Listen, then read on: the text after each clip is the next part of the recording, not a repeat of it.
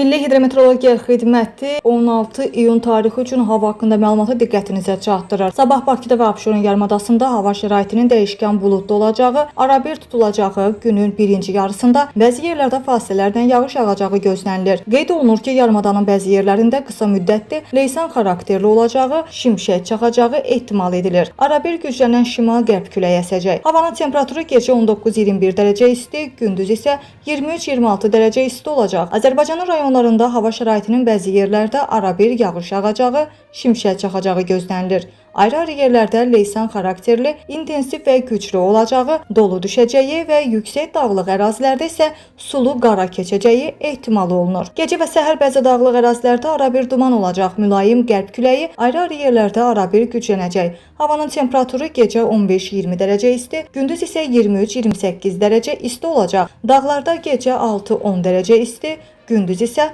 10-15 dərəcə isti olacağı proqnozlaşdırılır.